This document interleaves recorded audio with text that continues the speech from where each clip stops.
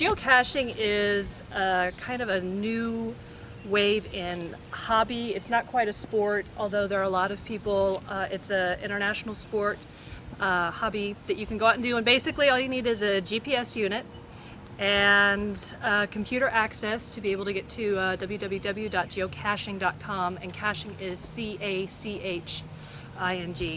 And from there you can download different coordinates, and then you just take your GPS unit and you go out and you look for them.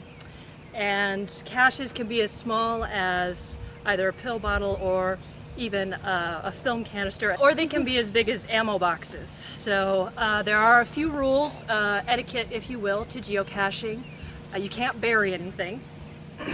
It has to be on public property, or if it's not on public property, you get permission.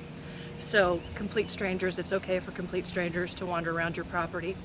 And if it's a bigger cache, the etiquette is if you take something, you leave something, because some of the caches have pens, pencils, little like just trinkets, novelty trinkets, toys, things like that. Ours, since they're so small, all we have in ours are little logbooks. So what you'll do when you find it is you take it out, you take your pen, you write the date and your name and any sort of a message that you want to have to the person who takes care of the cache, and then you put it back. So you don't take it with you when you're done, you put it back so the next person can go and find it.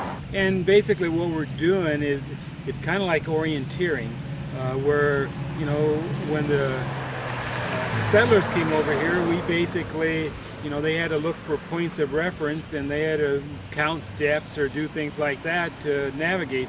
Well, then came along the compass in true north and south, and this is a takeoff of it because we're using it based on latitude and longitude. And so what we're triangulating between satellites, and if you have more than 3 or 4, then you can pinpoint exactly where it is. If you got 3, you can, you know, each one narrows where it is. And so when you have 4 or more, then you can find it even actually height up. Oh, really? Are we at sea level, or are we 1,000 feet above sea level, and things like that. Well, we're co-oping with this group to bring the geocaching program. So we're going to help out with them with the different, right now we have 4 different sessions going on, and we're hoping to do possibly one with the county fair as well. So with each different session we're doing a little bit something different so that kids can kind of see the variety of what you can do with these. So the first one, you know, they're learning how to use the units, they're going and finding stuff.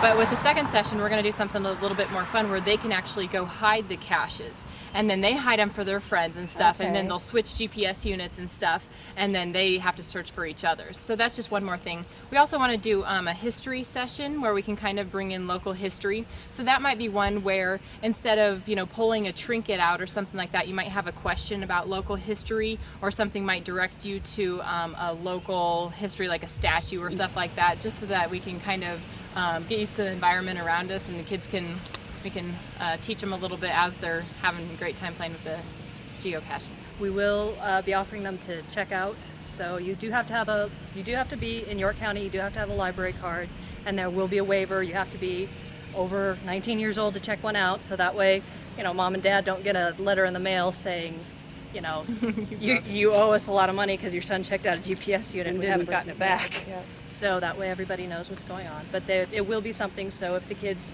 learn how to do it at one of our programs, if they really like it and they're excited, they can kind of do it with their family and do it together.